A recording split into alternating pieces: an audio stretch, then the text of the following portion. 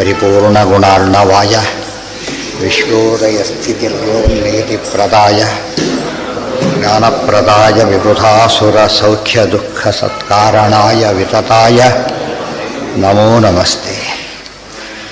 ನಾರಾಯಣಂ ಸುರಗುರುಂ ಜಗದೇಕನಾಥಂ ಭಕ್ತಪ್ರಿಯಂ ಸಕಲಲೋಕನಮಸ್ಕೃತಂಚ ತ್ರೈಗುಣ್ಯವರ್ಧಿತಮಜಂ ಮುಹುಮಾದ್ಯಮೀಶಂ ವಂದೇ ಭವಘ್ನಮರಾಸುರಸಿದ್ಧವಂದ್ಯಂ.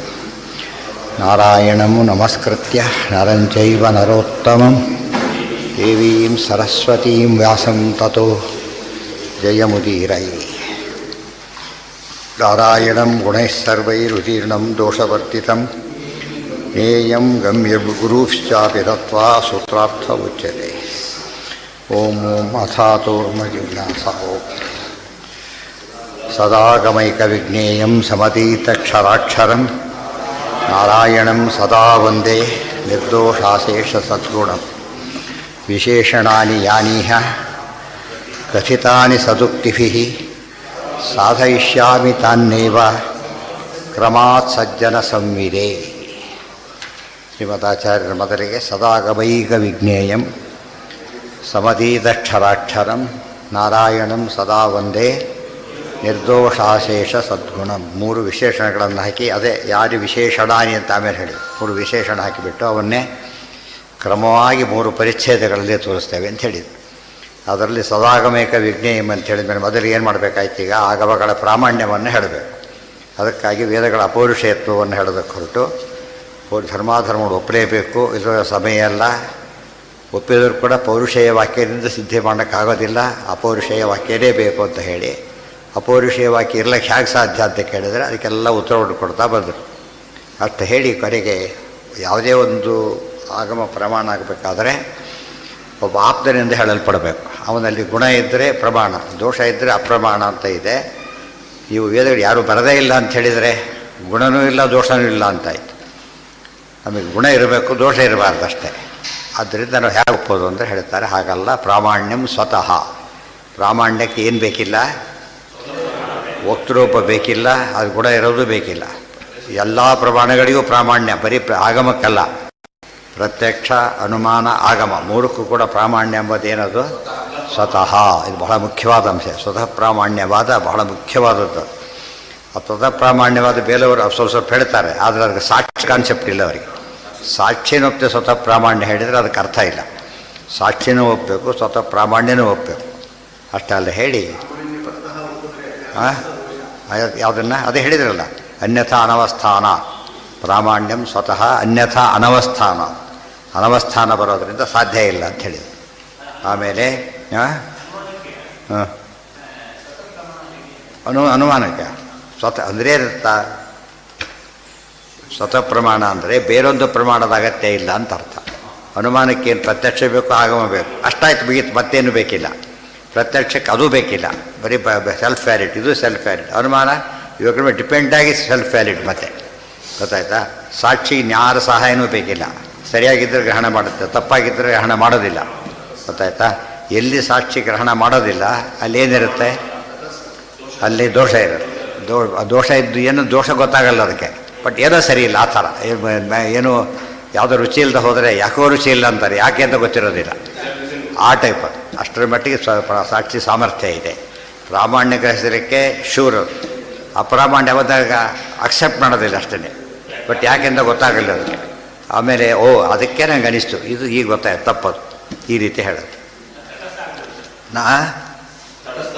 ತಟಸ್ಥ ಸುಮ್ಮನೆ ಕೂತ್ಬಿಟ್ಟು ಆಮೇಲೆ ಪ್ರಮಾಣ ನೋಡ್ಕೊಂಡು ಮಾತಾಡೋದು. ದೋಷ ಪರಿಹಾರ ಆದರೆ ತಕ್ಷಣ ಒಪ್ಕೊಂಡ್ಬಿಡೋದು. ಏನು ಹೌದು ಹೌದು, ಜಡನೇ. ಈ ಕಣ್ಣೆಲ್ಲ ಜಡ, ಕಣ್ಣುಗಳೆಲ್ಲ ಜಡ ಪದಾರ್ಥನೇ. ಜ್ಞಾನ ಬರೋದಿಲ್ಲ ಅದರಿಂದ. ಸ್ಪೆಕ್ಸ್ ಜಡ ಪದಾರ್ಥ, ಜ್ಞಾನ ಬರುತ್ತಾ ಇಲ್ಲ. ಬಟ್ ಅದು ಮೂಲ ಏನಿರಬೇಕು? ಒಂದು ಚೇತನ ಇರಬೇಕು, ಅದಿದ್ದೇ ಇದೆ. ಯಾರು ಉಪದೇಶ ಮಾಡ್ತಾರೋ ಅವರ ಅಭಿಪ್ರಾಯ ಸೇರುತ್ತೆ ಅದರಲ್ಲಿ. ಆದರೆ ಮುಂದೆಲ್ಲ ಕೇಳ್ತಾನೆ ಅದನ್ನು, ಅದಕ್ಕೆಲ್ಲ ಉತ್ತರ ಕೊಡ್ತಾರೆ. ಆದ್ದರಿಂದ ಅನುಮಾನಾದಿಗಳಿಂದ ಬಿಡಿ, ತಂಟೆನೇ ಬೇಡ. ಅನುಮಾನದಿಂದನೇ ಧರ್ಮ ಸಾಧನೆ ಮಾಡಿಬಿಡ್ತೇನೆ, ಯೋಚನೆ ಇಲ್ಲ ಅಂತ ಕೇಳಿ ಸಾಧ್ಯನೇ ಇಲ್ಲ ಅಂತ ಹೇಳಿದರೆ ಅದಕ್ಕೆ ತದ ಗೋಚರತ್ವ, ಬಿಯಾಂಡ್ ಸ್ಕೋಪ್ ಆಫ್ ಅನುಮಾನ. ಆದ್ದರಿಂದ ಸಾಧನೆ ಮಾಡೋಕ್ಕೆ ಬರೋದೇ ಇಲ್ಲ. ಅಥೋ ಅಪೌರುಷೇಯ ವಾಕ್ಯಮೇವ ಧರ್ಮಾದಿಸಿದ್ಧೇ ಸರ್ವವಾದಿನಾಮಪಿ ತದಂಗೀಕಾರ್ಯಂ. ವಾದಿ ಅಂತ ಹೇಳೋದಾದ್ರೆ ಅತ್ತೇನು ಮಾಡಬೇಕಾಗ ಅಪೌರುಷೇಯ ವಾದನೂ ಒಪ್ಪಬೇಕು, ಪ್ರಾಮಾಣ್ಯ ಸ್ವತಸ್ಥನೂ ಒಪ್ಪಬೇಕು. ತತ್ ಪ್ರಾಮಾಣ್ಯಂತ ಸ್ವತಃ ಸಿದ್ಧಂ ಅಪ್ರಾಮಾಣ್ಯಸ್ಯ ಚ ಪರತಸ್ತ್ವ ಅನಂಗೀಕಾರೇ ದುಷ್ಟೇಂದ್ರಿಯಾದೇರಪಿ ಅಪ್ರಾಮಾಣ್ಯ ಹೇತುತ್ವಂ ನ ಸ್ಯಾತ್. ಪ್ರಾಮಾಣ್ಯ ಅಂಬೋದು ಸ್ವತಃ, ಅಪ್ರಾಮಾಣ್ಯ ಪರತಃ. ಅದನ್ನು ಒಪ್ಪದೇ ಹೋಗಿಬಿಟ್ರೆ ಅದು ಸ್ವತಃ ಅಂತ ಎರಡು ಉಲ್ಟಪಟ್ಟು ಹೇಳ್ತಾರೆ. ಅಪ್ರಾಮಾಣ್ಯಂ ಸ್ವತಃ, ಪ್ರಾಮಾಣ್ಯಂ ಪರತಃ. ಹಾಗೆ ಒಪ್ಪಿದ್ರೆ ಏನಾಯ್ತು ಅಲ್ಲಿಗೆ? ಪ್ರತಿಯೊಂದು ಕೂಡ ಎರಡನ್ನು ಒಂದೇ ಒಪ್ಪಿದ್ರೂ ದೋಷ, ಎರಡನ್ನು ಒಪ್ಪದೆ ಹೋದರೂ ದೋಷ, ಉಲ್ಟಪಟ್ಟು ಒಪ್ಪಿದ್ರೂ ಮಹಾದೋಷ. ಇಲ್ಲದೆ ಹೋದ್ರೆ ಏನಾಗುತ್ತೆ? ದುಷ್ಟೇಂದ್ರಿಯಾದೇರಪಿ ಅಪ್ರಾಮಾಣ್ಯ ಹೇತುತ್ವಂ ನ ಸ್ಯಾತ್. ಪರತಃ ದುಷ್ಟೇಂದ್ರಿಯ ಆಗಿದ್ದಕ್ಕೆ ತಪ್ಪುತ್ರ ಬಂತು. ಇಲ್ಲದೆ ಹೋದರೆ ಇಂದ್ರಿಯಗಳಿಂದ ಬರೋ ಜ್ಞಾನ ಏನಾಗಿರಬೇಕು? ಸರಿಯಾದ ಇಂದ್ರಿಯಿಂದ ಸರಿಯಾಗಿ ನೋಡಿದಾಗ ಅದು ನಿರ್ದೋಷ ಅರ್ಥ ಇಂದ್ರಿಯ ಸನ್ನಿಕರ್ಷ ಪ್ರತ್ಯಕ್ಷ. ನಿರ್ದೋಷವಾದ ಇಂದ್ರಿಯ, ನಿರ್ದೋಷವಾದ ವಸ್ತು, ನಿರ್ದೋಷವಾದ ಸನ್ನಿಕರ್ಷ ಮೂರು ಸೇರಿದರೆ ಬರೋ ಜ್ಞಾನ ಏನದು? ಪ್ರಮಾಣವಾಗಿರಲೇಬೇಕು. ದಾರಿ ತಪ್ಪು ಒಂದು ತಪ್ಪಿದ್ರೂ ಹೋಯ್ತು. ಅದರಲ್ಲಿ ಕಣ್ಣು ಸರಿ ಇದೆ, ವಸ್ತು ಸರಿ ಇದೆ, ಡಿಸ್ಟೆನ್ಸ್ ಸರಿ ಇಲ್ಲ, ಅದು ಸನ್ನಿಕರ್ಷ ಸರಿ ಇಲ್ಲ. ಡಿಸ್ಟೆನ್ಸ್ ಸರಿ ಇದೆ, ಕಣ್ಣೇ ಸರಿ ಇಲ್ಲ. ಎರಡು ಸರಿ ಇದೆ, ವಸ್ತುವೇ ಸರಿ ಇಲ್ಲ. ಇವೆಲ್ಲ ಇದ್ದಾಗ ಸರಿಯಾದ ಜ್ಞಾನ ಬರೋದಿಲ್ಲ. ನಿರ್ದೋಷ ಅರ್ಥ, ನಿರ್ದೋಷ ಇಂದ್ರಿಯ, ನಿರ್ದೋಷ ಸನ್ನಿಕರ್ಷ. ಅದೇ ರೀತಿ ನಿರ್ದೋಷ ಉಪಪತ್ತಿರ ಅನುಮಾನ. ಯುಕ್ತಿ ಹೇಗಿರಬೇಕು? ದೋಷ ಇರಕೂಡದು. ಅನುಮಾನ ದೋಷಗಳು ಯಾವುದು? ಎರಡು ಮುಖ್ಯವಾದ ದೋಷಗಳು ಯಾವುದು ಅನುಮಾನಕ್ಕೆ? ಅಲ್ಲ, ಅದು ಆಮೇಲೆ ಪ್ರತಿಜ್ಞಾ ದೋಷ. ಅದು ಒಟ್ಟು ಅನುಮಾನಕ್ಕೆ ದೋಷ ಏನು? ಅನುಮಾನ ದೋಷವಿರೋ ಅನುಮಾನದಲ್ಲಿ ಪ್ರತಿಜ್ಞಾ ಒಂದು ಭಾಗ, ಅದರ ದೋಷ. ಅದು ಮೇನ್ ದೋಷ ಏನು ಅಂತ ಕೇಳಿದ್ರೆ ಏನಂತ ಹೇಳಿದರು? ಅಸಿದ್ಧಿ ಮತ್ತು ಅವ್ಯಾಪ್ತಿ ಎರಡಿದ್ದರೆ ಹೋದರೆ ಅದು ಹೋಯ್ತಲ್ಲಿ. ಸಿದ್ಧಿ ಅಂದ ತಕ್ಷಣ ಪಟ್ಟಧರ್ಮತಾ ನಿಯಮ ಇಲ್ಲ. ಸಮುಚಿತ ದೇಶ ಆದವು ಸಿದ್ಧಿ. ಎಲ್ಲಿರಬೇಕು ಅಲ್ಲಿರಬೇಕು, ವ್ಯಾಪ್ತಿ ಇರಲೇಬೇಕು. ಇಷ್ಟಿದ್ದು ಬಿಟ್ಟರೆ ಅವೆರಡು ಇಲ್ಲದವ್ರು ಎಷ್ಟಿದ್ರೂ ಅನುಮಾನ ಹೋಯ್ತಲ್ಲಿ. ಇಲ್ಲಿ ವ್ಯಾಪ್ತಿ ಗೊತ್ತಾಗಲಿಕ್ಕೆ ಎರಡೂ ಕಾಣಬೇಕು. ಇಲ್ಲಿ ಕಾಣೋದೇ ಇಲ್ಲ. ಕಣ್ಣಿಗೆ ಆದಮೇಲೆ ವ್ಯಾಪ್ತಿ ಮಾಡಲಿಕ್ಕೆ ಬರೋದೇ ಇಲ್ಲ. ಒಂದು ಕಂಡು ಒಂದು ಕಾಣದೆ ಹೋದರೆ ವ್ಯಾಪ್ತಿ ಮಾಡಲಿಕ್ಕೆ ಬರೋದಿಲ್ಲ. ಆದ್ದರಿಂದ ಅನುಮಾನದ ಸ್ಕೋಪು ಇಲ್ಲ. ಯಾವುದ್ರ ಬಗ್ಗೆ? ಧರ್ಮಾದಿಗಳ ಬಗ್ಗೆ ಇಲ್ಲ, ಅತೀಂದ್ರಿಯ ಪದಾರ್ಥದ ಬಗ್ಗೆನೇ ಇಲ್ಲ. ಆದ್ದರಿಂದ ಯುಕ್ತಿಯಿಂದ ಹೇಳೋದಕ್ಕೆ ಹೋಗಬಾರ್ದು. ಎಲ್ಲ ಕ್ಲಿಯರಾಗಿ ಪ್ರತಿಯೊಂದು ಎಲ್ಲೂ ಕನ್ಫ್ಯೂಷನ್ನೇ ಇಲ್ಲ. ಪ್ರತ್ಯಕ್ಷ ಯಾವ ಎಲ್ಲಿ ಉಪಯೋಗಿಸ್ಬೇಕು, ಪ್ರತ್ಯಕ್ಷ ಸ್ಕೋಪ್ ಏನು, ಅನುಮಾನದ ಸ್ಕೋಪ್ ಏನು, ಆಗಮ ಹೇಗೆ ನೋಡಬೇಕು, ಇದೆಲ್ಲ ಎಲ್ಲೂ ಕನ್ಫ್ಯೂಷನ್ ಹೇಳೋದ್ರಿಂದ ಸಮಸ್ಯೆ ಬರೋದಿಲ್ಲ. ಅವೆಲ್ಲ ಫುಲ್ ಆಫ್ ಅವರು ಓನ್ ಇಲ್ಲೇ ಇಲ್ಲ. ತುಂಬ ಜನಕ್ಕೆ ಇನ್ನೊಬ್ರು ಬಾರೋ ಮಾಡಿಬಿಡ್ತಾರೆ, ಹಾಗೆ ಅಡಾಪ್ಟ್ ಮಾಡಿಬಿಡ್ತಾರೆ. ನಮ್ಮದು ಹಾಗಿಲ್ಲ. ಬ್ರಹ್ಮತರ್ಕ ಮೂಲ, ಅದರಿಂದ ಹಿಡಿದು ಎಲ್ಲ ಹೇಳಿದ್ರು. ಇದರಲ್ಲಿ ಯಾವ ದೋಷವೂ ಇರೋಕ್ಕೆ ಸಾಧ್ಯನೇ ಇಲ್ಲ. ಅವ್ರ ದೋಷ ಉದ್ದು ಖಂಡನೆ ಮಾಡ್ತಾನೆ ಹೋಗಿದ್ದು ನೋಡಿದ್ದೀವಿ ಈಗಾಗಲೇ. ಅತಃ ಪ್ರಾಮಾಣ್ಯಂ ಸ್ವತಃ ಪರತಃ ಅಪ್ರಾಮಾಣ್ಯಂ ಇತಿ ಸಿದ್ಧಂ. ಸಿದ್ಧಂ ಎಂಬ ನಿರ್ಣಯ ಅದು. ಆಯ್ತಾ? ಪ್ರತಿ ಮಾತು ಏನಂತ ಕೊನೆಗೆ ಎಂಡ್ ಮಾಡ್ತಾರೆ? ಸಿದ್ಧಂ ಅಂತ ಎಕ್ಸ್ಪ್ಲೇನ್ ಮಾಡೋದು. ಅದಕ್ಕೆ ಸಿದ್ಧಾಂತ ಅಂತ ಇದೆ. ಸಿದ್ಧ ಅಂತ ಹೇಳೋದ್ರಿಂದ ಆ ಸಿದ್ಧಾಂತ ಸರಿ ಹೋಯ್ತು. ವಾಚಾ ವಿರೂಪ ನಿತ್ಯಯ. ಮೀಟಿಂಗ್ ಮುಗಿದ ತಕ್ಷಣ ಏನಾಯಿತು ಅಂತ ಕೇಳ್ತಾರೆ. ಏನು ಡಿಸಿಷನ್ ಏನಾಯಿತು ಅಂತ. ಇದು ಪ್ರಶ್ನೆ ಯಾವಾಗಲೂ ಕೂಡ. ಡೆಸಿಷನ್ ಆಗದೆ ಹೋಗ್ಬಿಟ್ರಿ, ಇಲ್ಲಿ ಮೀಟಿಂಗ್ ಮಾಡ್ತಾರೆ, ಡೆಸಿಷನ್ ಇರೋದೆಲ್ಲ ಓಡಿಬಿಡೋಗ್ತಾರೆ. ಒಂದು ಎರಡು ಸಲ ತಾಗದವ್ರು ಅವ್ರು ಕೇಳೋದಕ್ಕೆ ಹೋಗೋದಿಲ್ಲ. ಹಾಗಾಗಬಾರ್ದು. ತೀರ್ಮಾನ ಬರಲೇಬೇಕು. ವಾಚಾ ಇದಕ್ಕೆಲ್ಲ ಇಷ್ಟು ಹೇಳಿದಿರಿ. ಇದು ಆಗಮನದ ಪ್ರಮಾಣ ಅಂತ ಹೇಳಿದ್ವಿ. ವೇದಕ್ಕೆ ಸ್ವತೇವ ಸಿದ್ಧಂ ಅಂತ ಹೇಳಿದರೆ ವೇದದಲ್ಲಿ ಎಲ್ಲಿ ಬಂದಿದೆ? ಅಪೌರುಷೇಯ ಅಂತ ಹೇಳಿದರೆ ವಾಚಾ ವಿರೂಪ ನಿತ್ಯಯ. ಋಗ್ವೇದದ ಮಾತುಗಳವೆಲ್ಲ. ವಾಚಾ ವಿರೂಪ ಅಂತ ಋಷಿಯ ಹೆಸರು. ನಿತ್ಯಯ ವಾಚ ಮತ್ತು ಅನಿತ್ಯಯ ವಾಚ ಸ್ತೌಮಿ. ನಿತ್ಯವಾಕ್ಯ ಅಂದರೆ ವೇದವಾಕ್ಯ, ಅನಿತ್ಯವಾಕ್ಯ ಅಂದರೆ ಇತಿಹಾಸ ಪುರಾಣ ಮೊದಲಾದ ಎಲ್ಲ ಕೂಡ. ಎಲ್ಲಿ ಬಂದಿದೆ ಅದು ಹೇಳಿದ್ದಾರೆ. ಏನಂತ? ನಿತ್ಯ ಪ್ರಕೃತಿ ರೇವಚ ಅಂತ ಹೇಳಿದ್ರೆ ಅದು ಸರಿಯಾಗಿ ಜ್ಞಾಪಕ ಇಟ್ಕೊಂಡಿರ್ಬೇಕು. ಆಗ ಸಮಸ್ಯೆ ಬರೋದಿಲ್ಲ. ನಿತ್ಯಯ ಅನಿತ್ಯಯ ಸ್ತೌಮಿ ಬ್ರಹ್ಮ ತತ್ ಪರಮಂ ಪದಂ ಇತಿ. ನಿತ್ಯಯ ಅನಿತ್ಯಯ ಸ್ತೌಮಿ ಬ್ರಹ್ಮ ತತ್ ಪರಮಂ ಪದಂ. ನಿತ್ಯ ಇದೆ ಅಂತಾಯಿತು, ವೇದನೆ ಹೇಗಾಗುತ್ತೆ ಅಂತ ಕೇಳಿದರೆ ಅದೊಂದಕ್ಕೆ ನಿತ್ಯತ್ವ ಪ್ರತೀತಿ ಇರೋದು, ಬೇರೆದಕ್ಕೆ ಇಲ್ಲೇ ಇಲ್ಲ ಅಂದಮೇಲೆ ಅದು ಯಾವುದಾದ್ರು ಪ್ರಶ್ನೆ ಇರೋದೇ ಅಲ್ಲಿ ಪರಿಶೇಷ ಇರೋದೇ ಒಂದು ಅಂದಮೇಲೆ ಅದನ್ನು ಒಪ್ಪಬೇಕಷ್ಟೆ. ಅಲ್ಲ ಸಂಸ್ಕೃತ ಮಂಡಂಚ ಅಲ್ಲಿ ಹೋಗಿರೋದು. ಅದಕ್ಕೆ ಕಟ್ ಮಾಡಿ ಓದ್ಬೇಕದನ್ನು. ನಿತ್ಯ ವೇದ ಸಮಸ್ತಾಶ್ಚ ಅಂಥೇಳಿಬಿಟ್ಟು ಕಾಲ ಪ್ರಕೃತಿ ರೇವಚ ಅಂಥೇಳಿ ಆಮೇಲೆ ಸೃಷ್ಟಂ ಮಂಡಂ ಎರಡು ಭಾಗ ಮಾಡಿದ್ರು. ಆಮೇಲೆ ಇದಕ್ಕಲ್ಲದು ನಿತ್ಯ ನಿತ್ಯಾನಿತ್ಯ ಅನಿತ್ಯ ಮೂರು ಭಾಗದಲ್ಲಿ ನಿತ್ಯ ವೇದ ಸಮಸ್ತಾಶ್ಚ ಒಂದು ಭಾಗ, ಆಮೇಲೆ ಕಾಲ ಪ್ರಕೃತಿ ರೇವಚ, ಆಮೇಲೆ ಏನು ಬಂತು? ಮೂಲ ಜಡ ಪ್ರಕೃತಿ ಕಾಲ ಪ್ರಕೃತಿ ರೇವಚ. ಅದರಲ್ಲಿ ಎರಡು ಭಾಗ ಬಂತು, ಸೃಷ್ಟ ಸಂಸೃಷ್ಟ ಅಂತೇಳಿ. ಸಂಸೃಷ್ಟವಾದದ್ದೆಲ್ಲ ಏನದು ಅನಿತ್ಯ, ಮೂಲ ಏನದು ನಿತ್ಯ ಅಷ್ಟೇ. ಯಾವ್ಯಾವ ಹಾಂ ನೀನೇ ಹೇಳು ಹೇಳಬೇಕೀಗ. ಸುಮ್ಮನೆ ಪ್ರಶ್ನೆ ಮೈ ಮೇಲೆ ಹಾಕೊಂಡಾಗಾಯ್ತು, ಸುಮ್ಮನೆ ಬಿಟ್ಟು ಹೋಗ್ತಿತ್ತು. ಏನು ಹೇಳಬೇಕೇನದು ಅಲ್ಲ, ಅಭಿವ್ಯಕ್ತ. ಸಂಸೃಷ್ಟ ಬೇರೆ, ಅಭಿವ್ಯಕ್ತ ಬೇರೆ. ಅದು ಅಸಂಸೃಷ್ಟ. ಹೇಗೆ ಸೃಷ್ಟ ಆಗುತ್ತೆ? ಅಸಂಸೃಷ್ಟ, ಸೃಷ್ಟಿ ಆಗದೇ ಇರೋದು ಅಂತ ಅರ್ಥ. ಅಂದರೆ ನಿತ್ಯ. ಯಾವ ಸೃಷ್ಟಿ ಆಗುತ್ತೋ ಅದು ಅನಿತ್ಯ ಆಗಲೇಬೇಕು. ಆಗಮಾಪಾಯಿನೋ ಅನಿತ್ಯ. ಬರೋದು ಹೋಗೋದೆಲ್ಲಿ ಕಾಣುತ್ತೆ ಅದೇನದು ಅನಿತ್ಯ. ಯಾವುದಕ್ಕೆ ಬರೋ ಹೋಗಿ ಇಲ್ಲ ಅದೇನದು ನಿತ್ಯ. ಅದು ಆಗಮನಿ ವೇದ ನಿತ್ಯ. ಅದಕ್ಕೆ ನಿತ್ಯ ವೇದ ಸಮಸ್ತಾಸ್ತ ಅಂತ ಹೇಳಿದಾಗ ಸ್ಪಷ್ಟ ಗೊತ್ತೆ. ಶ್ರುತಿರ್ಭಾವ ನಿತ್ಯ ಇನ್ನೂ ಸ್ಪಷ್ಟ. ಅದೇ ಇನ್ನು ಪೈಗೆ ಶ್ರುತಿನ ಕೊಟ್ಟು ಮಾಡ್ತಾರೆ. ಶ್ರುತಿರ್ಭಾವ ನಿತ್ಯ ಅನಿತ್ಯಾಭಾವ ಸ್ಮೃತಯ ಯಾಶ್ಚನ್ಯಾ ವಾಚಃ. ನಿತ್ಯ ಶ್ರುತಿಗಳೆಲ್ಲ ಕೂಡ ಏನೋ ನಿತ್ಯ, ಬುಡು ಶ್ರುತಿಗಳಲ್ಲೇನೋ ಅನಿತ್ಯ ಅಷ್ಟೇ. ಅನ್ಯಾವಾಚ ಏನೇನಿರ್ತಾವೆಲ್ಲ ಅನಿತ್ಯನೇ. ಸ್ಮೃತಿ ಅಂತ ಯಾತಕ್ಕೆ ಹೇಳಿದ್ರು ಅಂದರೆ ನಾವು ಸ್ಪೆಸಿಫಿಕ್ಕಾಗಿ ಮೆನ್ಷನ್ ಮಾಡೋದ್ರಿಂದ ಹೇಳಿದ್ರು. ಇದು ಯಾವುದೇ ಮಾತಿರಲಿ, ಕಾಳಿದಾಸ ಕೃತಿಗಳಿದೆ, ಯಾರದೇ ಇರಲಿ, ಏನವೆಲ್ಲ ಕೆಲವಂತೂ ಫಸ್ಟ್ ಸ್ಟ್ಯಾಂಡರ್ಡ್ ಅದೇ ಅಷ್ಟು, ಮತ್ತು ಯಾರು ಓದೋದೇ ಇಲ್ಲ, ಕತೆ ಮುಗಿತೋದ್ರು. ಕೆಲವೆಲ್ಲ ಸಾವಿರಾರು ವರ್ಷ ಬರ್ಬೋದು, ಒಂದು 5 ಡೇ ಹೋಗಿಬಿಡ್ಬೋದು. ಆದರೆ ವೇದಗಳು ಹಾಗಲ್ಲ, ಯಾವಾಗಲೂ ಇರುತ್ತೆ, ಅದೇ ರೀತಿ ಇರುತ್ತೆ, ನೋ ಚೇಂಜ್. ಯಾವುದ್ರಲ್ಲಿ ಚೇಂಜ್ ಇಲ್ಲ. ವರ್ಡು ವರ್ಣ ಸ್ವರ ಯಾವುದರಲ್ಲೂ ಚೇಂಜ್ ಇಲ್ಲ. ಪುರಾಣಗಳಲ್ಲಿ ಏನಾಗ್ಬೋದು? ವರ್ಡಿಂಗ್ಸ್ ಚೇಂಜ್ ಆಗ್ಬೋದು, ವಿಷಯ ಚೇಂಜ್ ಆಗಲ್ಲ. ವಿಷಯ ಎರಡರಲ್ಲೂ ಚೇಂಜ್ ಆಗಲ್ಲ. ವರ್ಡಿಂಗ್ಸ್ ಮಾತ್ರ ಚೇಂಜ್ ಆದರೆ ಅದು ಅನಿತ್ಯ, ಚೇಂಜ್ ಆಗದೆ ಹೋದರೆ ನಿತ್ಯ. ವಿಜ್ಞೇಯಂ ಪರಮಂ ಬ್ರಹ್ಮ. ಆಮ್ನಾಯ ಅಂದ್ರೆ ಒಂದೇ, ವೇದ ಅಂದ್ರೆ ಒಂದೇ, ಶ್ರುತಿ ಅಂದ್ರೆ ಇಲ್ಲಿ ಮುಂದೆ ಎಲ್ಲಿ ಹೇಳಿಬಿಡ್ತಾರೆ. ಆಮ್ನಾಯ ಶ್ರುತಿ ಆಮ್ನಾಯ ಅನನ್ಯಥಾ ಪಾಠ. ಆಮ್ನಾಯ ಅಂದ್ರೇನೋ ಪಾಠದ ಬದಲಾವಣೆ ಇಲ್ಲದಿರುವಿಕೆ ಯಾವುದಕ್ಕಿದೆಯೋ ಅದು ಆಮ್ನಾಯ ಅಂತ ಕರೀತಾರೆ. ವಿಜ್ಞೇಯಂ ಪರಮಂ ಬ್ರಹ್ಮ ಜ್ಞಾಪಿಕಾ ಪರಮಾಶ್ರುತಿ ಅನಾದಿ ನಿತ್ಯ ಸಾ ತಚ್ಚ ವಿನಾತಾಂ ನ ಸಗಮ್ಯತೆ ಇತಿ ಕಾತ್ಯಾಯನ ಶ್ರುತಿ. ವಿಜ್ಞೇಯಂ ಪರಮಂ ಬ್ರಹ್ಮ ಜ್ಞಾಪಿಕಾ ಪರಮಾಶ್ರುತಿ. ತಿಳ್ಕೊಳ್ಳೇಬೇಕಾದ ವಸ್ತು ಯಾವುದು ಅಂದರೆ ಬ್ರಹ್ಮ. ಗೊತ್ತಾಯ್ತಾ? ಪರಮಂ ಬ್ರಹ್ಮ ತಿಳ್ಕೊಳ್ಳಿ. ಅದೇ ಅಥಾತೋ ಬ್ರಹ್ಮ ಜಿಜ್ಞಾಸ, ಕರೆಕ್ಟಾಗಿ ಮ್ಯಾಚ್ ಆಯಿತು. ತಿಳಿಸ್ಕೊಡೋದು ಯಾವುದು? ಪರಮಾಶ್ರುತಿ. ರೂಪದ ಜ್ಞಾನ ಕಣ್ಣು, ಶಬ್ದದ ಜ್ಞಾನ ಕಿವಿ, ಸೊ ದೇವರ ಜ್ಞಾನ ವೇದ. ಈ ರೀತಿ ಅದಕ್ಕೆ ವೇದ ದೇವ ಉಲ್ಟಾ ಪಟ್ಟ ಮಾಡ್ರೆ ಏನಾಗುತ್ತದ? ಈ ಕಡೆ ವೇದ, ಈ ಕಡೆ ದೇವ. ದೇವರನ್ನ ಯಾವ್ದು ತಿಳಿಸುತ್ತೆ? ವೇದ. ವೇದ ಏನು ಹೇಳುತ್ತೆ? ದೇವ. ಈಗ ತಿಳ್ಕೊಳ್ಬಿಟ್ಟೆ ಸಿಂಪಲ್. ಅದು ರಸ ಪ್ರಶ್ನೆ ಕೇಳಿದಾಗ ಕೇಳ್ಬೋದು, ಮತ್ತು ಅರ್ಥ ಮಾಡ್ಕೊಂಡ್ಬಿಟ್ರೆ ಫಸ್ಟಾಗಿರುತ್ತೆ. ವಿಜ್ಞೇಯಂ ಪರಮಂ ಬ್ರಹ್ಮ ಜ್ಞಾಪಿಕಾ ಪರಮಾಶ್ರುತಿ. ಪರಮ ಅಂತ ಅದಕ್ಕೆ ಕೇಳಿದ್ರು ಅಪೌರುಷ್ಯವಾಗಿ ನಿತ್ಯವಾಗಿರೋದ್ರಿಂದ ಅನಾಶಂಕಿತ ದೋಷ. ದೋಷ ಸಂಖ್ಯೆ ಮಾಡಾಗೆ ಅಲ್ಲ. ಹೇಳಿ ಮಳೆ ಬಂತು, ಬಡೀರೆ ಗಿಡದ ತೋಟ ತಲೆ ಕೆಡಿಸ್ಕೋಬಾರ್ದು. ಮೇಲಿಂದ ಬಿತ್ತು ಅಂತ ಕೇಳಿದ್ರೆ ಬೇರೆ ಫ್ಲೋರಿಂದ ಬಿದ್ದರೆ ಪಜೀತಿ, ಮತ್ತು ಆಕಾಶದಿಂದ ಬಿದ್ದರೆ ಸಮಸ್ಯೆ.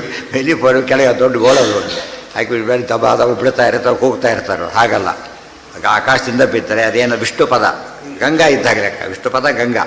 ಅದಕ್ಕೆ ನದ್ಯ ಶ್ರೀ ಹರಿಪಾದ ಪಂಕಜ ಭವಾಹ ಕುರುವಂತು ನೋಮಂಗಲ. ಅಲ್ಲಿ ಹೇಳ್ಬೇಕಾದ್ರೆ ಏನಂತ ಹೇಳಿದರು?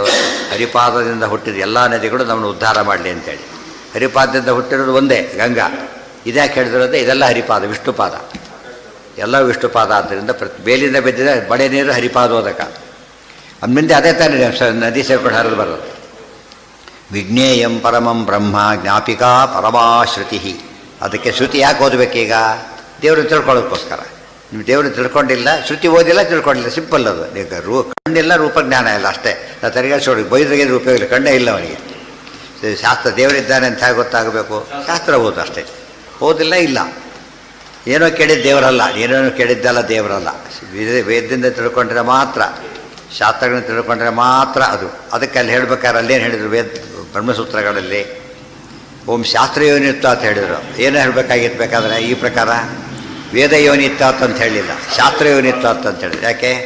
ಶಾಸ್ತ್ರ ಎರಡು ವಿಧ, ಪೌರುಷಯ ಅಪೌರುಷಯ ಎರಡೂ ಇರೋದ್ರಿಂದ ವೇದ ಅಂದರೆ ಒಂದೇ ಆಗಿಬಿಡ್ತಿತ್ತು. ಅದಕ್ಕಾಗಿ ಶಾಸ್ತ್ರ ಯೋನಿತ್ವ ಅಂತ ಹೇಳಿಬಿಟ್ಟು ಆಮೇಲೆ ಇಮಿಡಿಯೇಟ್ಲಿ ಶಾಸ್ತ್ರ ಡಿಫೈನ್ ಮಾಡಿದ್ರು ಆಚಾರ್ಯರು. ಯಾವ್ಯಾವುದು? ಇಷ್ಟು ಋಗಾದ್ಯ ಭಾರತಂಚೈವ ಪಂಚರಾತ್ರವಥಾಖಿಲಂ ಮೂರರಾಮಾಯಣಂಚೈವ ಶಾಸ್ತ್ರಮಿತ್ಯಭಿಧೀಯತೆ ಅಂತ ರೆಫರೆನ್ಸ್ ಕೊಟ್ಟರು. ನಿತ್ಯ ವಿಜ್ಞೇ ಅಂದರೆ ಲಿಂಕ್ ಹೇಗಿರುತ್ತೆ ನೋಡ್ಬೇಕು. ಎಲ್ಲರೂ ಕರೆಕ್ಟ್ಲಿ ಸಿಗುತ್ತೆ, ಒಂಚೂರು ಹೆಚ್ಚು ಕಡಿಮೆ ಆಗೋದಿಲ್ಲ. ವಿಜ್ಞೇಯಂ ಪರಮಂ ಬ್ರಹ್ಮ ಜ್ಞಾಪಿಕಾ ಪರಮಾಶ್ರುತಿ ಅನಾದಿ ನಿತ್ಯ ಸಾ ತಚ್ಚ ವಿನಾತಾಂ ನ ಸ ಗಮ್ಯತೆ. ಅನಾದಿ ನಿತ್ಯ ಸಾ ಶ್ರುತಿಯನ್ನು ಅನಾದಿ ಮತ್ತು ನಿತ್ಯ.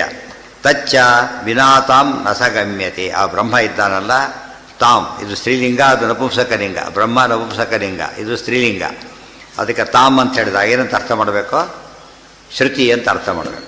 ತತ್ ಅಂತ ಹೇಳಿದಾಗ ಬ್ರಹ್ಮ ಅಂತ ಅರ್ಥ ಮಾಡಬೇಕು. ತತ್ ಚ ತಾಮ್ ವಿನಾ ನ ಗಮ್ಯತೆ. ಆ ಬ್ರಹ್ಮ ಈ ಶ್ರುತಿಯ ಹೊರತು ತಿಳಿಲಿಕ್ಕೆ ಸಾಧ್ಯನೇ ಇಲ್ಲ.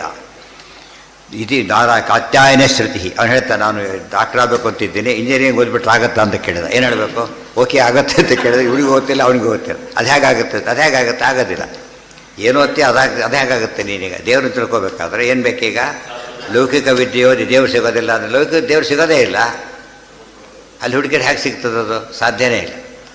ಆದ್ದರಿಂದ ಲೌಕಿಕ ವಿದ್ಯೆಯಲ್ಲ ದೇವರು ಸಿಗುತ್ತಿಲ್ಲ ಅಂತ ಹೇಳಿದರೆ ಅದು ದೇವ್ರನ್ನ ತಿಳಿಸೋ ವಿದ್ಯೆ ಅಲ್ಲ. ಆದ್ದರಿಂದ ಅದು ಮುಗೀತು. ಆದರೆ ವೈದಿಕ ವಿದ್ಯೆ ಹಾಗಲ್ಲ, ಎರಡೂ ಇಹಪರ ಎರಡೂ ಆಗುತ್ತೆ. ಅದು ಸಾಮರ್ಥ್ಯ ಇದೆ. ಎಲ್ಲ ವಿದ್ಯೆಗಳು ಒಂದಷ್ಟು ವೇದ ಮೂಲ, ಅನಂತ ವೇದಗಳಿಂದ ಬಂದಿರುತ್ತೆ. ಯಾವುದೋ ಫ್ಲ್ಯಾಶ್ ಆಗುತ್ತೆ, ವಿಜ್ಞಾನಿಗಳು ಕೂಡ ಫ್ಲ್ಯಾಶ್ ಆಗದೆ ಹೊರತು ಅದೇ ಅವನೇ ಹೇಳ್ತಾನೆ, ಅವನು ಫ್ಲ್ಯಾಶ್ ಆಗಿದ್ದೆ ಅಂತೇಳಿ. ಯಾರು ಕೂಡ ಏನಂತ ಹೇಳೋದಿಲ್ಲ, ನಾನೇ ಕಂಡಿಡಿದೆ ಅಂತ. ಪುಣ್ಯಕ್ಕೆ ನಮ್ಮಲ್ಲಿರೋ ಅಹಂಕಾರ ಅವರಿಗಿಲ್ಲ. ನಾನೇ ಕಂಡಿಡಿದೆ ಅಲ್ಲ. ದೊಡ್ಡ ದೊಡ್ಡ ಸಂಶೋಧನೆಗಳೆಲ್ಲ ಆಕ್ಸಿಡೆಂಟಲ್, ಆಕಸ್ಮಿಕವಾಗಿ ಬಂದಿದೆ. ದೊಡ್ಡ ಸಂಶೋಧನೆಗಳೆಲ್ಲ ಕೂಡ ಗೊತ್ತಾಯ್ತಾ? ಆಕ್ಸಿಡೆಂಟ್ ಅರ್ಥ ಇರೋದಕ್ಕೆ ದೇವರ ಅನುಗ್ರಹ. ಈ ಕಾಲಕ್ಕೆ ಏನು ಬೇಕೋ ತೋರಿಸಿದೆ, ಅದು ಹೋದರೆ ಹೋಗ್ಬಿಡುತ್ತದೆ ಅಷ್ಟೇ. ಸಹಸ್ರಧಾ ಮಹಿಮಾನಃ ಸಹಸ್ರಂ ಯಾವದ್ ಬ್ರಹ್ಮ ವಿಷ್ಟಿತಂ ತಾವತೀ ವಾಕ್ ಕಶ್ಚಂದಸಾಂ ಯೋಗಮಾವೇದ ಧೀರಃ ಊಧಿಷ್ಟ್ಯಾಂ ಪ್ರತಿ ವಾಚಂ ಪಪಾದ ಇತಿ ಚ. ಸಹಸ್ರಧಾ ಮಹಿಮಾನಃ ಸಹಸ್ರಂ. ದೇವ್ರ ಮಹಿಮೆ ಎಷ್ಟು ಗೊತ್ತಾ? ಸಹಸ್ರದ ಮಹಿಮಾನ ಥೌಸಂಡ್ಸ್ ಹೇಳಲಿಕ್ಕೆ ಸಾಧ್ಯ ಇಲ್ಲ. ದೇವ್ರ ಮಹಿಮೆನ ಭಾರಿ ದೊಡ್ಡದು. ಯಾವತ್ ಬ್ರಹ್ಮ ವಿಷ್ಟಿತಂ ತಾವತಿ ವಾಕ್. ವೇದ ಎಷ್ಟು ವ್ಯಾಪ್ತವಾಗಿದೆ ಅಂದರೆ, ಬ್ರಹ್ಮ ಎಲ್ಲಿ ವ್ಯಾಪ್ತನಾಗಿದ್ದಾನೋ ಅಲ್ಲೆಲ್ಲ ವೇದಗಳಿವೆ. ವೇದಾಭಿಮಾನಿ ಮಹಾಲಕ್ಷ್ಮಿ ಸಮವ್ಯಾಪ್ತಿ ಇಬ್ಬರಿಗೂ ಕೂಡ. ಸೊ ವೇದಕ್ಕೆ ಬೇರೆಯವ್ರ ಮುಖ್ಯಾಭಿಮಾನಿ ಯಾತಕ್ಕಲ್ಲ ಅಂದರೆ ವ್ಯಾಪ್ತರಲ್ಲ, ಅವಾಂತರಾಭಿಮಾನಿಗಳಾಗಿ ಹೊರತು ಮುಖ್ಯಾಭಿಮಾನಿ ಸಾಕ್ಷಾತ್ ಮಹಾಲಕ್ಷ್ಮಿನೇ. ಕಾಲ ದೇಶ ಅವೆಲ್ಲ ಕೂಡ ಮಹಾಲಕ್ಷ್ಮಿನೇ ಮುಖ್ಯ ಅಭಿಮಾನಿ ದೇವತೆ. ಅವರು ಸರ್ವತ್ರ ವ್ಯಾಪ್ತರಾದರೆ ಯಾವತ್ ಬ್ರಹ್ಮ ತಾವತ್ ವಾಕ್ ವಿಷ್ಟಿತ. ಎಷ್ಟು ಎಲ್ಲಿವರೆಗೂ ಬ್ರಹ್ಮನ ವ್ಯಾಪ್ತಿ ಇದೆಯೋ ಅಲ್ಲಿವರೆಗೂ ವಾಕ್ಕಿದೆ ಅಂಥೇಳಿ ವ್ಯಾಪ್ತಿಯಲ್ಲಿ ಸಮಯ ಬಂತು. ಆದರೆ ಕ್ವಾಲಿಟಿ ಸಮ ಅಲ್ಲ. ಸರ್ವತ್ರ ವ್ಯಾಪ್ತರಾಗಿದ್ದರೂ ಕೂಡ ಮಹಾಲಕ್ಷ್ಮಿ ಗುಣತಃ ಅನಂತಾಂಶ ನ್ಯೂನರು ಭಗವಂತನಿಗೆ. ವೇದಗಳು ಹಾಗೆ ಅನಂತಾಂಶ ನ್ಯೂನರು ಹೇಳಿದ ಮೇಲೆ ಅವರ ಅಭಿಮನ್ಯವಾದ ವೇದ ದೇವ್ರ ಬಗ್ಗೆ ಎಷ್ಟು ಹೇಳಿದ್ರು ಕೂಡ ಎಷ್ಟು ಹೇಳಿದಾಗಾಯ್ತದೋ ಭಾರಿ ಸ್ವಲ್ಪ ಹೇಳಿದಾಗ. ಅದಕ್ಕೆ ಯಥೋ ವಾಚೋ ನಿವರ್ತಂತೆ ಅಪ್ರಾಪ್ಯ ಮನಸಾ ಸಹ. ಆಕಾಶ ಎಂಡಿ ಹೊಡಿಬೇಕು ಅಂತೇಳಿ ಕೈಲಾಗೋದಿಲ್ಲ. ಇದರಲ್ಲಿ ಹೊಡೆದ್ರೆ ರಾಕೆಟ್ ಏನು ಹೊಡೆದ್ರೂ ಆಗೋದಿಲ್ಲ. ಗೊತ್ತಾದ ಬಿಯಾಂಡ್ ಅದೇ ಯಥೋ ವಾಚೋ ನಿವರ್ತಂತೆ, ವಾಪಸ್ ಬಂದುಬಿಡುತ್ತೆ. ವಾಪಸ್ ಬರೀ ಎಲ್ಲೋ ಹೋದರೂ ಕೂಡ ಅದೇನಾಯ್ತು? ರಿಟರ್ನ್ಡ್ ಅಷ್ಟೇ. ಬರೀ ಕೈಲಿ ಬಂತು ಅಂತ ಹೇಳ್ತಲ್ಲ ಹಾಗೆ. ವ್ಯಾಪ್ತಂ ಗೊತ್ತಾಯ್ತಾ? ಎಲ್ಲಿ ಬಂದಿದೆ? ವಿಷ್ಟಾಭ್ಯಾಮಹಮಿದಂ ಕೃಷ್ಣಂ ಏಕಾಂಶೇನ ಸ್ಥಿತೋ ಜಗತ್. ಎಲ್ಲಿ ಬಂದಿದೆ? ಎಲ್ಲೋ ಬಂದಿದೆ. ಎಲ್ಲಿ? ಭಗವದ್ಗೀತಾ ವಿಭೂತಿ ಯೋಗ ಹೇಳಬೇಕಾದ್ರೆ ವಿಷ್ಟಿದೆ. ಅದು ವಿಷ್ಟಾಮಿ ವಿಷ್ಟಭ್ಯ ಅಹಮಿದಂ ಕೃಷ್ಣ. ವ್ಯಾಪಿಸಿದ್ದೇನೆ ನಾನು ಅಂತ ಹೇಳ್ತಾರೆ. ಅದಕ್ಕೆ ತಾವತಿ ವಾಕ್ ವಿಷ್ಟಿತಂ ವ್ಯಾಪ್ತಂ ಕಶ್ಚಂದಸಾಂ ಯೋಗಂ ಆ ವೇದ ಧೀರ. ಈಗ ವೇದ ಎಲ್ಲ ಓದಿಬಿಟ್ಟಿದ್ದೀನಿ ಅಂತ ಹೇಳಕ್ಕೆ ಹೋಗ್ತಾರಲ್ಲ, ಸಾಧ್ಯ ಇದೆ ಯಾರಿಗಾದರೂ ಕೂಡ? ಸಾಧ್ಯನೇ ಇಲ್ಲ. ಯಾಕೆ? ಅನಂತ ಅವು. ಇವ್ರ ಬುದ್ಧಿ ಅನಂತ ಅಲ್ಲೇ ಇಲ್ಲ. ಯಾವ ಪಾತ್ರೆಯಲ್ಲಿ ಅನಂತ ತೋರಿಸ್ಲಿಕ್ಕಾಗತ್ತೆ? ಗೊತ್ತಾಯ್ತಾ? 10 ಲೀಟ್ರ್ ಹಾಲು ಕೊಡೋದು ಒಂದು ಚಮಚ ಒಯ್ದರೆ ಲೋಟ್ ನೋವಿದ್ರೆ ಸಾಧ್ಯ ತೊಗೊಂಡು ಅದಿದೆ. ನಿಂಗೆ ತೊಗೊಳಕ್ಕಾಗಲ್ಲ ಅದನ್ನು. ನಮ್ಮ ಬುದ್ಧಿ ಎಲ್ಲ ಎಷ್ಟಾಗುತ್ತೆ? ಫೇಲ್ ಆಗಿಬಿಡುತ್ತೆ. ಆದ್ದರಿಂದ ಆದಷ್ಟು ತಿಳಿಬೇಕೆ ಹೊರತು ಪೂರ್ತಿ ತಿಳ್ಕೊಳಕ್ಕೆ ಪೂರ್ತಿ ವೇದ ಓದಿದ್ದೀನಿ ಅಂತ ಯಾರ್ಯಾರು ಹೇಳಾಗಿಲ್ಲ. ಗೊತ್ತಾಯ್ತು? ವೇದಾರ್ಥ ತಿಳಿದೇನೆ ಅದು ಹೇಳಕ್ಕೆ ನಮ್ಮ ಶಕ್ತಿ ಇದ್ದಷ್ಟು.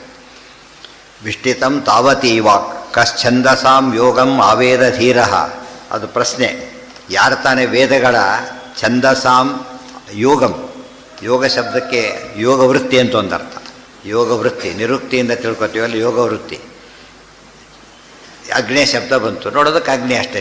ಅದು ಬಿಡಿಸಿಬಿಟ್ರೆ ನಾರಾಯಣ ಅಂತ ಅರ್ಥ ಆಗುತ್ತೆ. ಅದು ಬಿಡಿಸಿ ನೋಡಿದಾಗ ಗೊತ್ತಾಗೋದಿಲ್ಲ. ಅದು ತಿಳ್ಕೊಳ್ಳೋಕೆ ಯಾರಿಗೆ ಸಾಮರ್ಥ್ಯ ಇದೆ? ಒಂದೆರಡು ಪದ ಇದ್ದರೆ ಏನೋ ಹೇಳ್ಬೋದು. ಕೋಟಿ ಕೋಟಿ ಅನಂತ ಇದ್ದಾಗ ಅಷ್ಟು ತಿಳ್ಕೊಳ್ಳೋ ಶಕ್ತಿ ಯಾರಿಗೂ ಇಲ್ಲ. ಕಹ ಛಂದಸಾಂ ಯೋಗಂ ಆವೇದ ವೇದ ಆವೇದ. ಚೆನ್ನಾಗಿ ತಿಳಿಯೋದಕ್ಕೆ ಆವೇದ ಆಗಮನ ಅಂತೀವಲ್ಲ ಹಾಗೆ. ಚೆನ್ನಾಗಿ ತಿಳಿಯೋದಕ್ಕೆ ಯಾರಿಗೆ ಸಾಧ್ಯ ಇದೆ? ಸಾಧ್ಯ ಇಲ್ಲ. ಉತ್ತರ ಕಹ ವೇದ. ಕಹ ಬ್ರಹ್ಮವಾಯುಗಳಿಗೆ ಗೊತ್ತು, ಬೇರೆಯವ್ರಿಗೆ ಗೊತ್ತಿಲ್ಲ ಅಂತ. ಟೀಕಾರ ಎರಡರ್ಥ ಅವರೇ ಬರೀತಾರೆ, ಟೀಕಾರರೇ ಬರೀತಾರೆ. ಯಾರಿಗೂ ಗೊತ್ತಿಲ್ಲ ಪ್ರಶ್ನೆ, ಯಾರಿಗೂ ಗೊತ್ತಾನೆ ಗೊತ್ತು, ಇವರಿಗೆ ಗೊತ್ತಷ್ಟೇ. ಹೇಳಿದ ಕಂ ಸಂಜಗಾನ ಕೃಷ್ಣ, ಕೃಷ್ಣ ಕೊಂದಿದ್ದಾರನ್ನ ಕಂ ಸಂಜಗಾನ, ಅಲ್ಲಿ ಪದ ಅಲ್ಲೇ ಇದೆ. ಸೊ ಬಿಡಿಸ್ಕೊಂಡ್ಬಿಟ್ರೆ ಗೊತ್ತಾಗುತ್ತೆ. ಕಂ ಸಂಜಗಾನ, ಯಾರನ್ನು ಕೊಂದ, ಕಂ ಸಂ ಜಘಾನ, ಈ ಕಡೆ ಬಿಡಿಸಿಬಿಟ್ರೆ ಏನಾಯಿತು ಉತ್ತರ ಸಿಗುತ್ತೆ. ಅಂಥವು ಇವೆಲ್ಲ ಕೂಡ ಅವಕ್ಕೆ ಏನಂತಾರೆ ಅಂತರ್ಲಾಪಿಕ. ಅಂತರ್ಲಾಪಿಕ ಅಂದ್ರೇನು, ಪ್ರಶ್ನೆ ಒಳಗೆ ಉತ್ತರ ಇದೆ ಅಂತ, ಪ್ರಶ್ನೆ ಒಳಗೆ ಉತ್ತರ ಇದೆ. ಎಲ್ಲಿ ಹುಡುಕ್ಬೇಕಾದ್ರೆ ಸ್ವಲ್ಪ ಪದವಿಗಳು ಸರಿ ಮಾಡ್ಕೊಂಡ್ಬಿಟ್ರೆ ಆಯ್ತು. ಯಾರಿಗೆ ಗೊತ್ತು, ಬ್ರಹ್ಮದೇವರಿಗೆ ಗೊತ್ತು. ಅದಕ್ಕೆ ಸರ್ವಜ್ಞ ಮನ್ಯಮನ ವೇಕ್ಷ ಸಕಾರ್ಯವೀರು. ಅವ್ರು ಯಾತಕ್ಕೆ ಕಳಿಸಿದ್ರು ಅಂದರೆ ಅವ್ರು ಸಮರ್ಥರು, ಅದಕ್ಕೆ ಅವ್ರನ್ನ ಕಳಿಸಿದ್ರು. ಉಳಿದವ್ರು ಯಾರು ಕಳಿಸಿದ್ರು ಏನಾಗೋದಿಲ್ಲ, ಇಷ್ಟೆಲ್ಲ ಪ್ರಾಬ್ಲಮ್ ಸಾಲ್ವ್ ಮಾಡೋಕ್ಕೆ ಬರೋದಿಲ್ಲ. ಕಶ್ಚಂದಸಾಂ ಯೋಗ ಮಾವೇ, ಇವತ್ತೆಲ್ಲ ಅಷ್ಟೆಲ್ಲ ಕೊಟ್ಟರು ಅಪ್ಲೈ ಮಾಡ್ಕೋತಾ ಇಲ್ಲ. ಮಾಡೋದೇನು ಬಂತು, ಅಷ್ಟೆಲ್ಲ ಆಚಾರ ಬರೆದಾದ ಮೇಲೂ ಕೂಡ ಏನಾಗ್ತಾ ಇಲ್ಲ, ಅಪ್ಲೈ ಮಾಡ್ಕೋತಾ ಇಲ್ಲ, ಯಾರು ಉಪಯೋಗ ಮಾಡ್ಕೋತಾ ಇಲ್ಲ. ಇವತ್ತು ಗಲಾಟೆ ಕೂಗಾಡಿದ್ರೆ ವಾಕ್ಯಾರ್ಥ ಉಪಯೋಗ ಅಲ್ಲ, ಸಿದ್ಧಿ ಬರಬೇಕು ಅದಕ್ಕೆ. ರಾಯರ ಯಾತಕ್ಕೆ ಅವ್ರ ಬಗ್ಗೆ ನಂಬಿಕೆ ಸಿದ್ಧಿ ತೋರಿಸಿದ್ರು, ತಗೋ ನೋಡಿದ್ರೆ ಕಣ್ಣು ಕೊಟ್ಟರು, ಇದು ಕೊಟ್ಟರು, ಅದು ಗೊತ್ತಾಯ್ತು, ಅದು ಎಫೆಕ್ಟ್. ಅದು ಇದರಲ್ಲೇ ಕಾಲ ಕಳೀತಾ ಹೋದ ಸಿದ್ಧಿ ಬರೋದೇ ಇಲ್ಲ ಕೊನೆಗೆ. ಅರ್ಥ ಆಯ್ತಾ?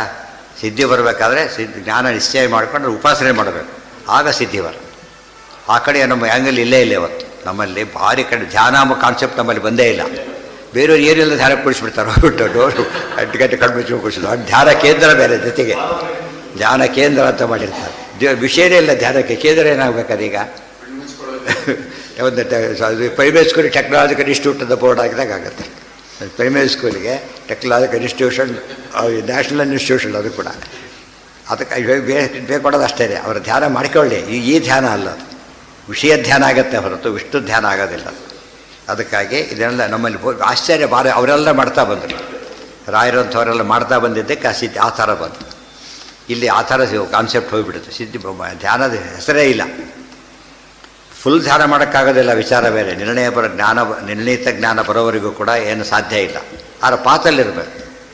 ಆ ಪಾತಲ್ಲಿ ಇಲ್ಲದೆ ಹೋದರೆ ಬರೋದಿಲ್ಲ. ಅದಕ್ಕೆ ನಿತ್ಯ ಜಪ ಮಾಡೋದಲ್ಲಿ ಅದಕ್ಕೋಸ್ಕರ ಧ್ಯಾನದ ಪ್ರೋಸೆಸ್ ಉಳಿಸ್ಕೊಳ್ಳೋಕ್ಕೋಸ್ಕರ. ಆ ಹೇಗೆ ಕೇಳ್ತಾ ಹೋಗ್ತಾರೆ, ಧ್ಯಾನ ಎಕ್ಸ್ಪ್ಯಾಂಡ್ ಆಗ್ತಾ ಹೋಗ್ತದೆ. ಗೊತ್ತಾಯ್ತಾ? ಕಾನ್ಸೆಪ್ಟ್ ಇಲ್ಲೋದ್ರೆ ಆಗೋದಿಲ್ಲ.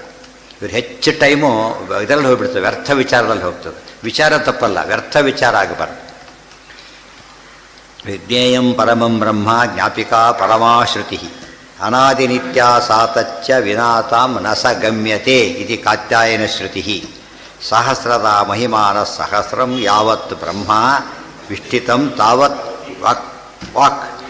ಇಲ್ಲಿ ಹೇಳಬೇಕಾದ್ರೆ ಭಗವದ್ಗೀತೆಯಲ್ಲಿ ಮಾತು ಬರ್ತದೆ.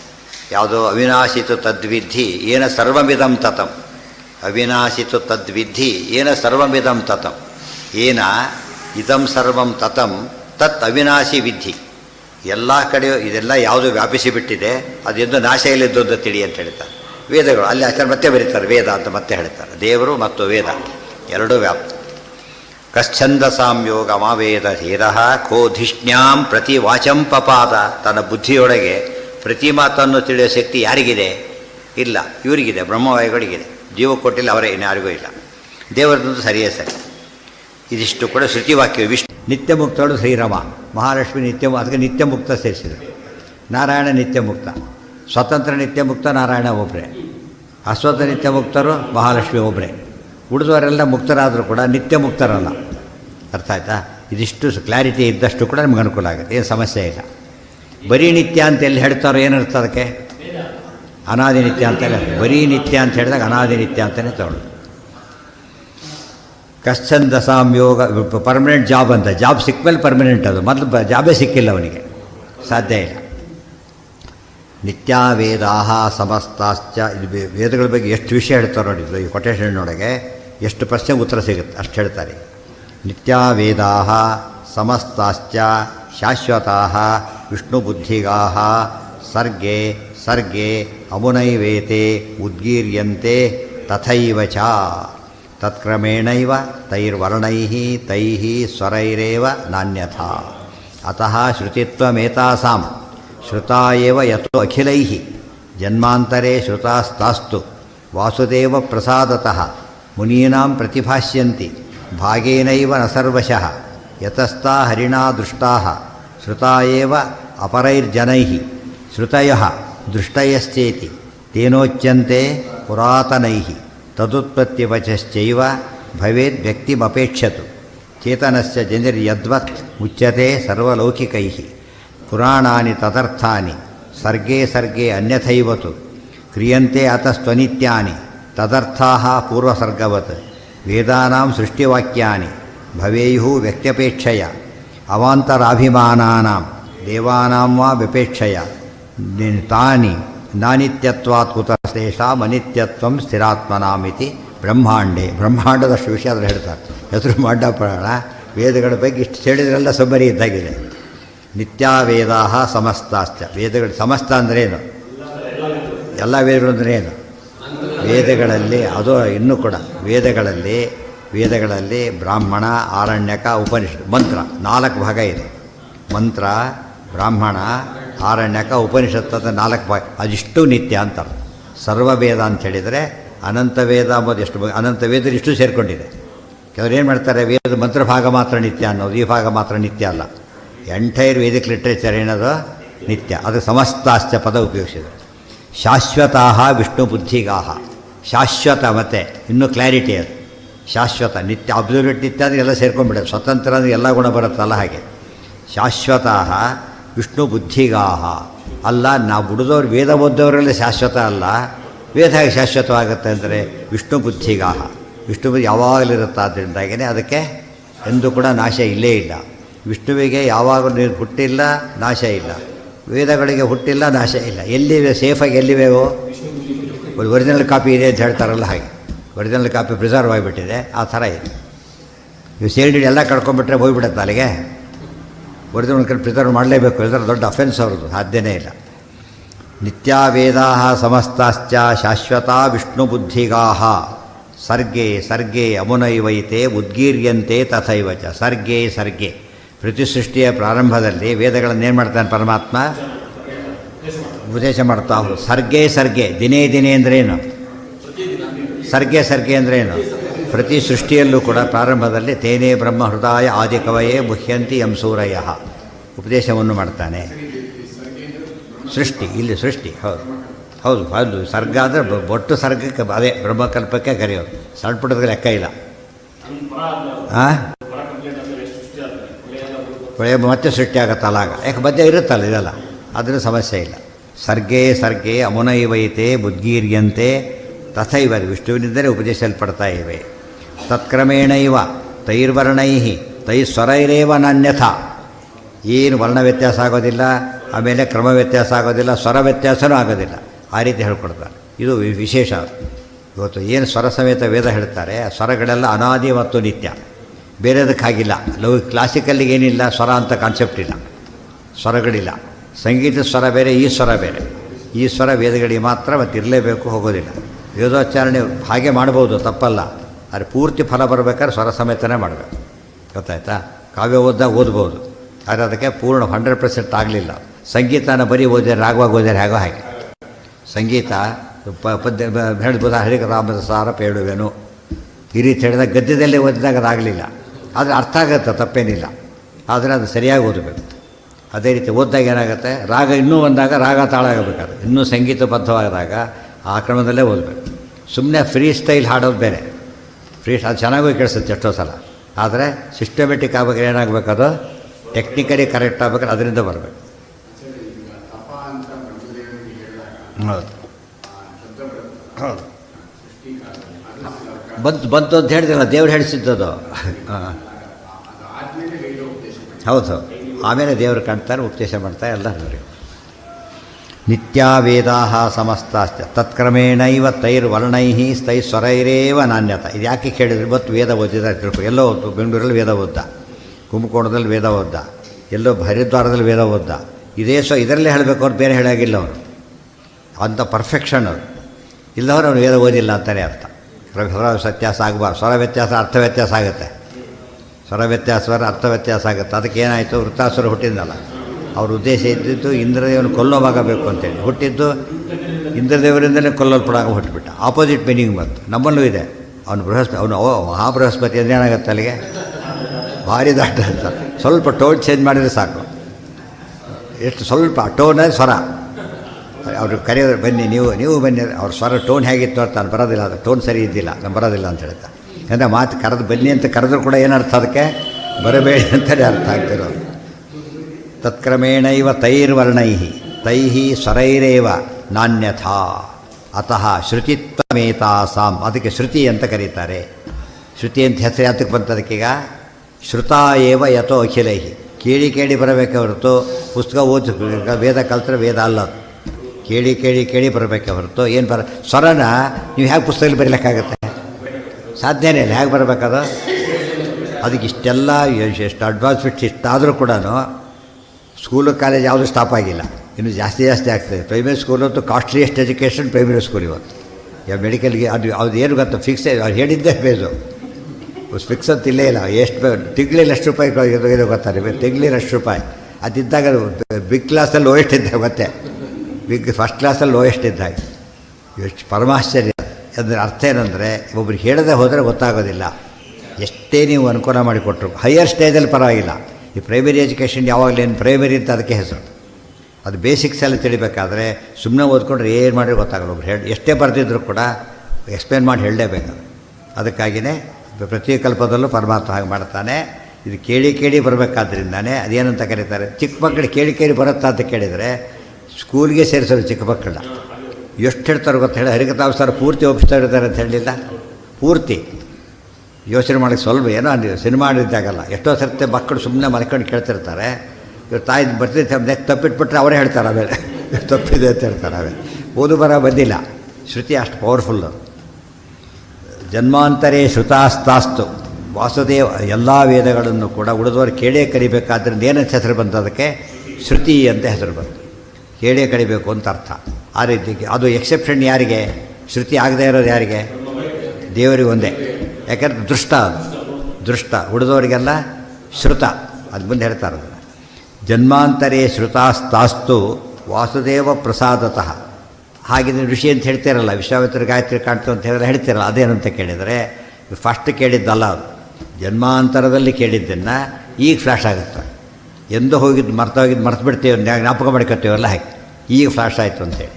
ಅದು ಯಾವುದೇ ಋಷಿ ಹೊಸ ವಿಷಯ. ಅದು ಯಾವುದೇ ಋಷಿ ಯಾವುದೇ ಮಂತ್ರ ಕಂಡು ಋಷಿ ಅಂತ ಹೆಸರು ಬಂದರೂ ಕೂಡ ಮೊದಲು ಯಾವಾಗಲೋ ಕೇಳಿರೋದು.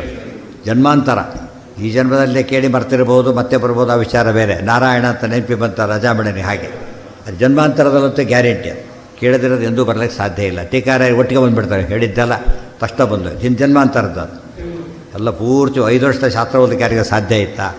ಓದೋಕ್ಕೆ ಸಾಧ್ಯ ಇಲ್ಲ. ಬರೆಯೋದು ಆ ಟೆಕ್ಸ್ಟ್ ಆಗೋಷ್ಟು ಬರೆಯೋದು ಅದು ಜನ್ಮಾಂತರೇ ಶ್ರುತ. ಮುನೀನ ಜನ್ಮಾಂತರೇ ಶ್ರುತಾಸ್ತಾಸ್ತು ವಾಸುದೇವ ಪ್ರಸಾದತಃ ಮುನೀನಾಂ ಪ್ರತಿಭಾಷ್ಯಂತಿ. ಮುನಿಗಳಿಗೆ ಹೊಡೆಯುತ್ತೆ ಹೊರತು ಬೇರೆ ಅಲ್ಲ. ಅದು ಟೋಟಲ್ ಅಲ್ಲ. ಭಾಗೇನೈವನ ಸರ್ವಶಃ. ಪಾರ್ಟ್ ಬೈ ಪಾರ್ಟ್ ಸಿಗುತ್ತೆ. ಋಗ್ವೇದ ಓದ್ತಾ ಹೋಗಿ ಎಷ್ಟು ಸೂಕ್ತಗಳು ಎಷ್ಟು ಋಷಿ ಬದಲಾಗ್ತಾ ಹೋಗ್ತಾರೆ. ಆ ಋಷಿ ಕಂಡಿದ್ದು ಅದನ್ನೇ, ಬೇರೆಯವರಲ್ಲ. ಅದು ಕಂಡಿದ್ದು ಅವರೇ. ಮೇಲೆ ಹೋಗ್ತಾ ಹೋಗ್ತಾ ಹೋಗ್ತಾ ಜಾಸ್ತಿ ಆಗುತ್ತೆ. ಎಲ್ಲ ಕಾಣೋದು ಯಾರಿಗೆ? ಜೀವಕೋಟಿಯಲ್ಲಿ ಬ್ರಹ್ಮವಾಯುಗಳಿಗೆ ಅಷ್ಟೇ. ರುದ್ರಾದಿಗಳಿಗೆ ಕೆಲವು ಶ್ರುತಿ ಕಾಣೋದಿಲ್ಲ. ಅನಂತ ವೇದದ ಜ್ಞಾನ, ಅನಂತ ವೇದ ದರ್ಶನ ಅವರಿಗೆ. ಅದಕ್ಕಿಂತ ಭಾರಿ ಹೆಚ್ಚು ಅದಕ್ಕಿಂತ ಹೆಚ್ಚು ಮಹಾಲಕ್ಷ್ಮಿಗೆ. ಪೂರ್ತಿ ದೇವರಿಗೆ ಒಂದೇ. 3 ಸ್ಟೇಜಲ್ಲಿ ತಿಳ್ಕೋಬೇಕು. ಮುನೀನಾಂ ಭಾಗೇನೈವ ನ ಸರ್ವಶಃ ಯತಸ್ಥ. ಇವತ್ತು ಡಾಕ್ಟರ್ಸ್ ಎಲ್ಲ ಭಾಗದ ಡಾಕ್ಟರ್ಸೇ ಜಾಸ್ತಿ ಇರೋದು. ಒಂದೊಂದು ಎಕ್ಸ್ಪೆಷಲ್ಗೆ ಕಿವಿ ಬೇರೆ, ಕಣ್ಣಿ ಬೇರೆ, ಇವೆಲ್ಲ ಏನೋ ENT ಡಾಕ್ಟ್ರು ಬೇರೆ, ಆರ್ಥೋಪೆಡಿಕ್ಸ್ ಬೇರೆ, ಚಿಕ್ಕ ಮಕ್ಕಳಿಗೆ ಬೇರೆ, ಎಲ್ಲ ಎಷ್ಟು ವೆರೈಟಿ ಇದೆ. ವಯಸ್ಸಾದವರು ಬೇರೆ, ಅತಿ ವಯಸ್ಸಾದವರು ಬೇರೆ, ಆ ಥರ ಸ್ಪೆಷಲ್ ರೋಗಗಳಿಗೆ ಬೇರೆ ಟ್ರೀಟ್ಮೆಂಟ್, ಕ್ಯಾನ್ಸರ್ ಸ್ಪೆಷಲಿಸ್ಟ್ ಬೇರೆ, ಅದರಲ್ಲೂ ಕೂಡ ಎಷ್ಟು ವೆರೈಟಿ ಇದೆ. ಅದು ಭಾಗೇನೈವ ಪೂರ್ತಿ ಯಾರೂ ತಿಳ್ಕೊಳ್ಳೋಕ್ಕೆ ಸಾಧ್ಯ ಇಲ್ಲ. ಭಾಗೇನೈವ ನ ಸರ್ವಶಃ ಯತಸ್ಥಾ ಹರಿಣಾ ದೃಷ್ಟಾ ಶ್ರುತಾ ಏವ ಅಪರೈರ್ಜನೈ. ಹರಿಣಾ ದೃಷ್ಟಾ ಉಳಿದವರದು ಶ್ರುತಾ, ದೇವರಿಂದ ಕಾಣಲ್ಪಟ್ಟಿದೆ. ಅದಕ್ಕೆ ದೇವರ ದೃಷ್ಟಿಯಿಂದ ದೃಷ್ಟ, ಉಳಿದ ದೃಷ್ಟಿಯಿಂದ ಶ್ರುತಾ ಏವ ಅಪರೈರ್ಜನೈ. ಶ್ರುತಯ ದೃಷ್ಟಯಶ್ಚೇತಿ. ಶ್ರುತಿ ಅಂದರೂ ಅದೇ, ದೃಷ್ಟಿ ಅಂದರೂ ಅದೇ. ದೇವರ ದೃಷ್ಟಿಯಲ್ಲಿ ದೃಷ್ಟಿ, ಉಳಿದವರ ದೃಷ್ಟಿಯಿಂದ ಶ್ರುತಿ ಅಂತ ಹೇಳಿದರು. ತೇನ ಉಚ್ಯಂತೆ ಪುರಾತನೈ ತದುತ್ಪತ್ತಿ ವಚಶ್ಚೈವ ಭವೇದ್ ವ್ಯಕ್ತಿಮಪೇಕ್ಷತು ಇತ್ಯಾದಿ. ಮುಂದೆ ದೊಡ್ಡ ವಿಷಯ ಇದೆ. ಅದು ನಾಳೆ ಅಂದರೆ ನಾಡಿದ್ದು ಈ ಕೊಟ್ಟೆ ಫುಲ್ ಜ್ಞಾಪಕ ಇಟ್ಕೊಂಡ್ಬಿಟ್ರೆ ವೇದಗಳ ಬಗ್ಗೆ ಆಲ್ ಇನ್ ಬಂದೇ ನೆಕ್ಸ್ಟಲ್ಲಿ ಸಿಕ್ಕಿಬಿಡುತ್ತೆ.